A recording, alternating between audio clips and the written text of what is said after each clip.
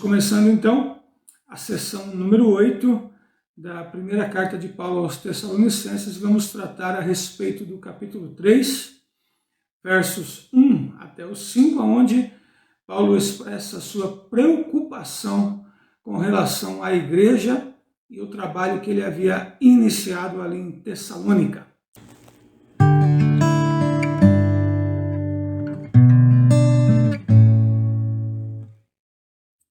Então vamos lá, vamos ler versos 1 a 5, diz assim: pelo que não podendo esperar mais, de boa mente, quisemos deixar-nos ficar sós em Atenas.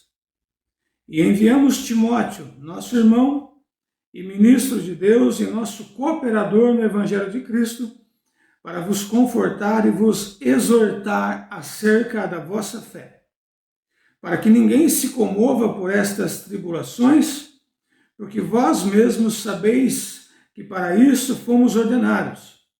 Pois estando ainda convosco, predizíamos que havíamos de ser afligidos, como sucedeu, e vós o sabeis. Portanto, não podendo eu também esperar mais, mandei-os saber da vossa fé, temendo que o tentador vos tentasse e o nosso trabalho viesse a ser inútil.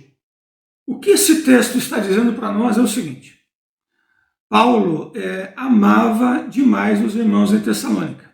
Ele amava e expressava esse amor tanto em palavras em sua carta, como também nas suas atitudes enquanto esteve com esses irmãos.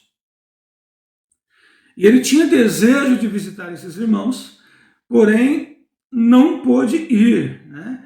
E por isso ele enviou seu amigo, irmão, filho na fé, colaborador no Evangelho, Timóteo, para visitar aquelas pessoas.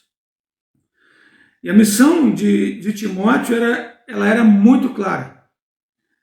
Ele precisava ir lá e colher notícias para trazer a Paulo. E essas notícias ou iriam fazer com que a preocupação de Paulo diminuísse, ou iriam fazer com que ela aumentasse, mas era para trazer notícias, ser fiel naquilo que viu, relatar com fidelidade. E uma outra parte da missão era fortalecer e encorajar os irmãos em Tessalônica na fé. Paulo, ele demonstra que ele amava tanto aquelas pessoas que ele não iria impedir que qualquer coisa, estivesse no seu caminho para fazer com que aqueles irmãos se fortalecessem e que o evangelho que ele pregou rendesse frutos entre eles. E ele sabia que novos convertidos têm problemas para continuar a caminhada, para perseverar. Eles sofrem muitas tentações. Paulo temia então que aquilo que ele fez lá em Tessalônica fosse um trabalho em vão. E tem algo aqui muito interessante que eu quero dizer para vocês, que é o seguinte: muitas vezes o diabo tenta impedir o pastor, o ministro, o evangelista de trabalhar. Ele começa a colocar coisas na frente do evangelista, na frente do pastor, para impedir ele de trabalhar. Mas quando ele não consegue, quando ele percebe que o camarada vai ser firme, vai ser fiel, vai trabalhar, então ele começa a atuar no trabalho do ministro. Ele começa a atuar fazendo com que as pessoas desanimem de forma mais rápida do evangelho e da decisão que tomaram. E nós, como líderes e ministros, precisamos de soluções criativas para impedir que isso aconteça. Paulo achou uma solução, enviou Timóteo.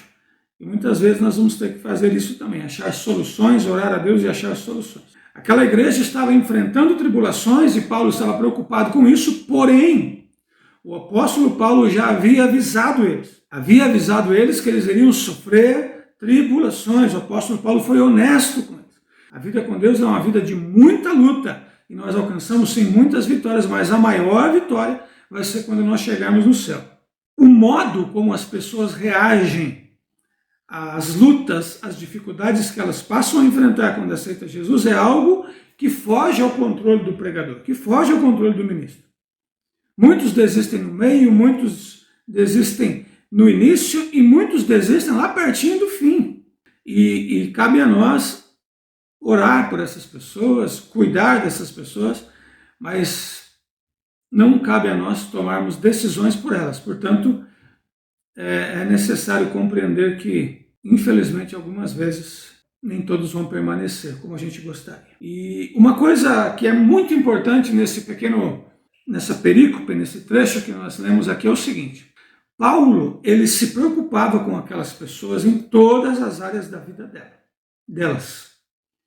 Isso fica claro pelo simples fato de ele desenvolver um trabalho secular enquanto pregador do Evangelho, para não se tornar pesado e trazer mais dificuldades para aquelas pessoas.